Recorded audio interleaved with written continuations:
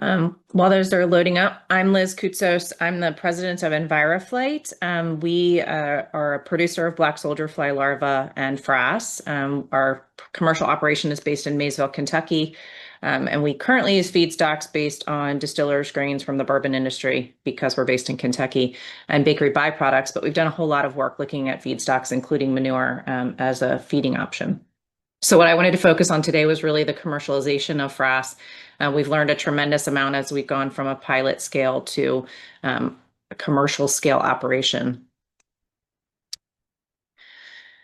So just start, and I know we've covered a number of these things in the other presentations, so forgive me if I'm redundant, but just wanted to show you the life cycle of the black soldier fly and black soldier fly larva. It's incredibly fast, which is one of the reasons why there's so much interest in using them as upcyclers of food and feed waste. So one adult fly, female fly, can lay almost 1,000 eggs. Those eggs will hatch in a couple of days. It's environmentally dependent. And then they grow almost exponentially over the next 2-3 weeks. It really depends on the feedstock and the environmental conditions, how quickly the larva can grow. As they grow, they essentially go through molts. They shed their exoskeletons or the exuvia, and then they eat and grow and molt and then eat and grow.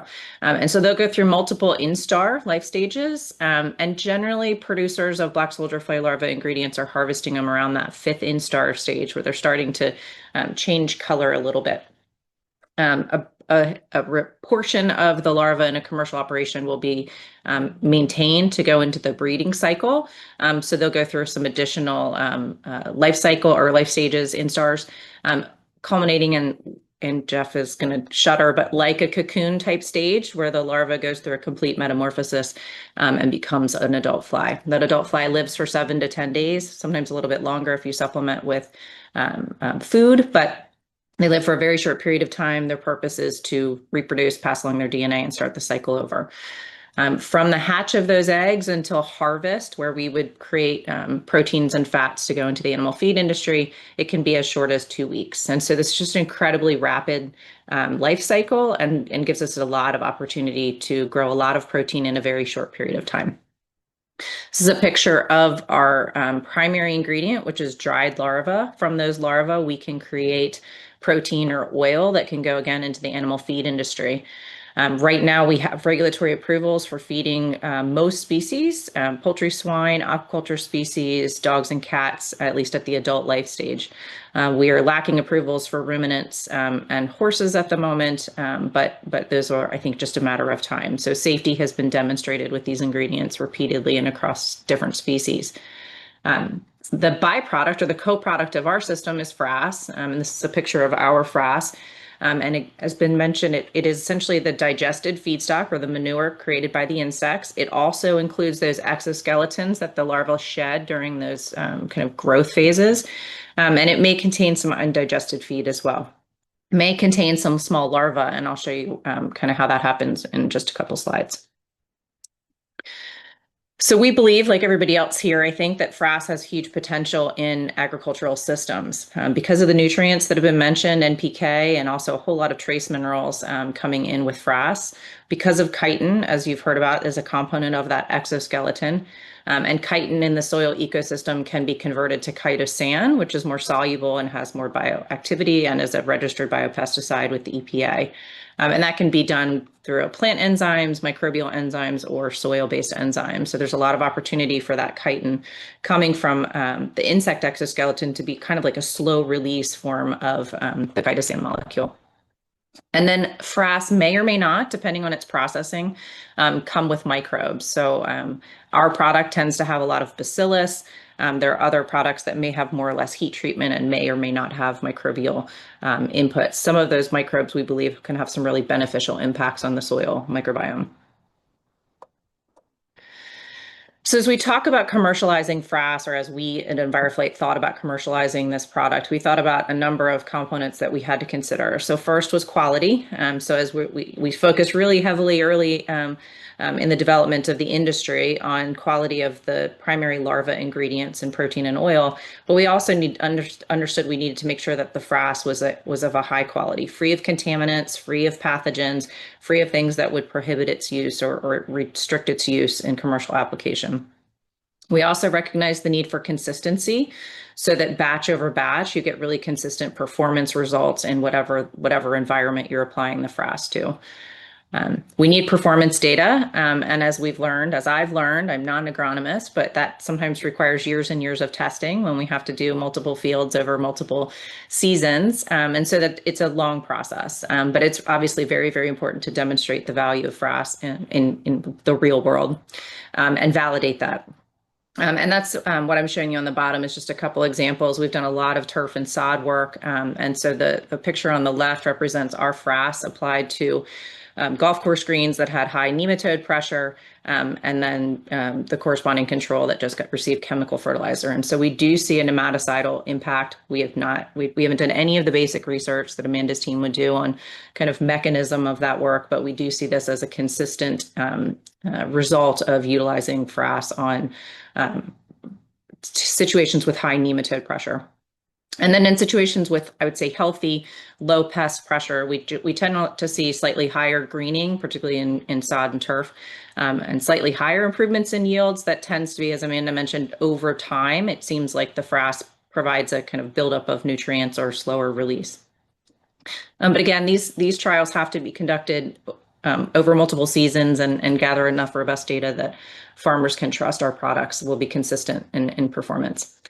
And then the last two are super important. So it's one thing to show that these ingredients or these components can provide value, but we have to have enough volume to make them commercially relevant, that we could be there year after year and supplied at appropriate levels. Just as an example, our plant will make about 10,000 tons of Frass in a year. So it's not a tremendous amount of material when you compare that to, say, poultry litter or chemical fertilizers. And then economic value. So we as a producer of Frass need to make sure that we're creating something that we can generate some economic value. It's our byproduct that we don't want to see have a cost associated with disposal. We want it to have value. And obviously for producers, we need to make sure that we're providing that value back in their systems. I think it's really important to understand that Frass composition can be variable, and I think there's a lot of research going on right now to understand how we control that variability and, frankly, what level of variability is acceptable. There's three general overarching reasons that we see Frass composition change within, say, the black soldier fly larva farming system. The first is feedstock composition.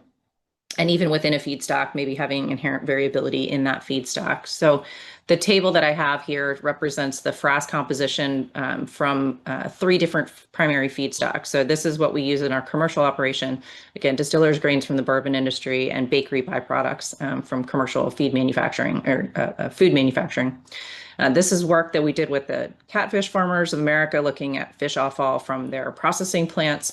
And then this is work we did with a tequila producer looking at their byproduct, tequila bagasse, which is a very fibrous material. And what you see, and I try to highlight the really relevant nutrients, but our NPK can vary from 3 to almost 6%, or nitrogen can vary from 3 to almost 6%. Not huge changes in the phosphorus concentration, but pretty reasonable differences in potassium.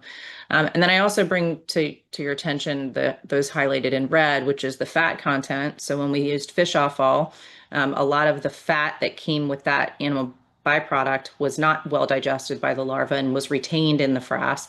So we have a very, very high fat product, which may have implications for where we can use it. And then also relatively high sodium concentration. And so when we think about high salinity soils or plants that have low salinity tolerance, these kinds of considerations have to be taken into consideration. So consistency of feedstock sometimes is a difficult thing to achieve in black soldier fly larva farming because we want to use byproducts, which are inherently variable, but it's a kind of a balancing act of using byproducts, but just trying to make sure that our finished ingredients and finished Frass are relatively consistent. We also can have a really big impact based on how we rear our larvae. So in commercial scale operations, you generally see stacks of trays. So each of these represents a tray. And if you can see kind of the darker area, that's basically an opening in the tray that allows for ventilation and airflow across the tray. And this tray may contain 50,000 to 200,000 black soldier fly larvae.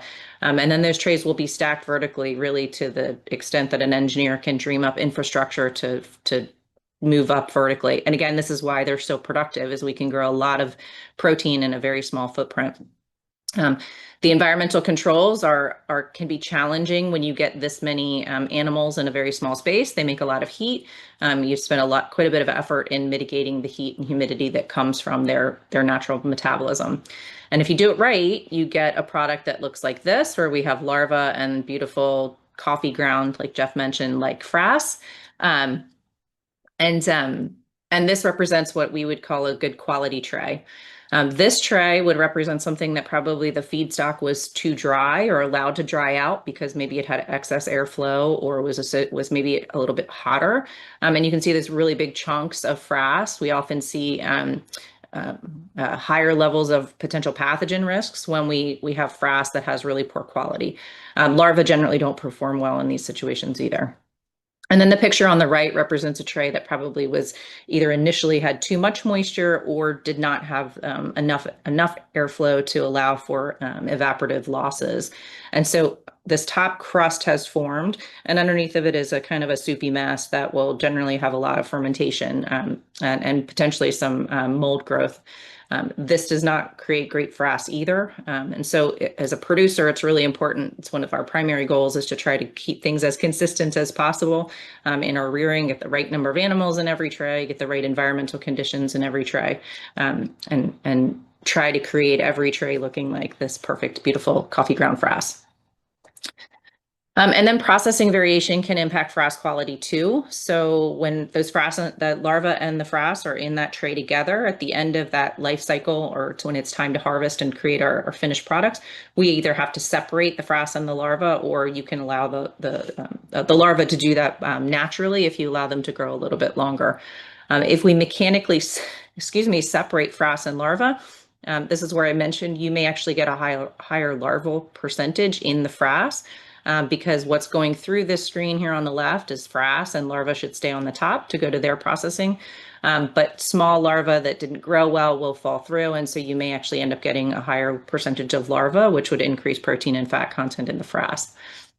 The other way that we can manipulate Frass composition is with the chitin. So oftentimes we will see the exoskeletons, those sheddings of the larva will be on the top of the tray. And so that's what that white fluffy stuff is that's in this picture. Some companies will valorize that and actually suck it off and use it to work on purification of chitin or chitosan.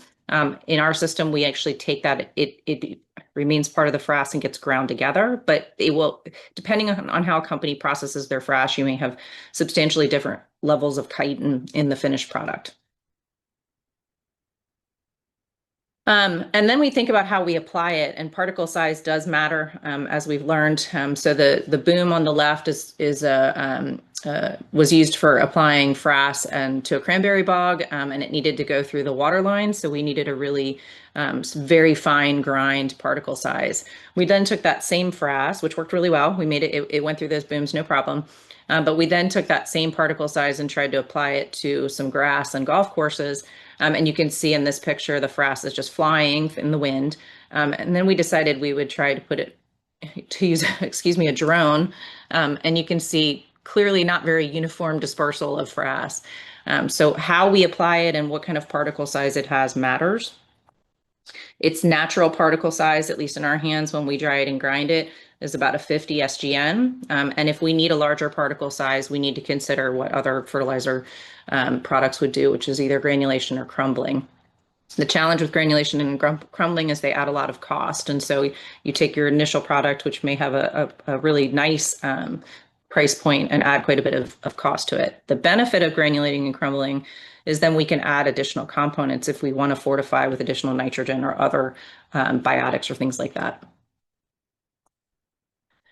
And then I want to kind of wrap up by talking about product registration. I think it's really important, and many of you are, I'm sure, aware, but we do have to register these products. We register in every state that we're going to sell them in or be used in for NPK as for fertilizer. And that goes, I want to just tie that back to those feedstock questions. So the more variability we have in feedstock, the tougher it is to figure out what our NPK guarantee is going to be or to remain compliant. So it's really, really important to understand the variability of your Frass. If we want to move into organic certification, which I'm really excited to say there's a number of BSFL Frass products that have now achieved organic certification.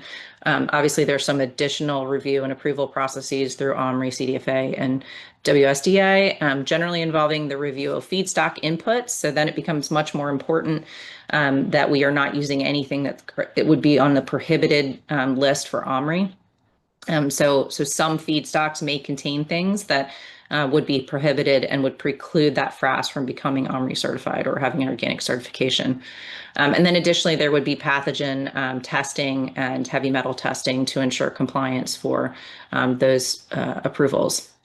And then finally, there may be additional testing for certain applications like the California Leafy Green certification requiring additional pathogen testing for food safety.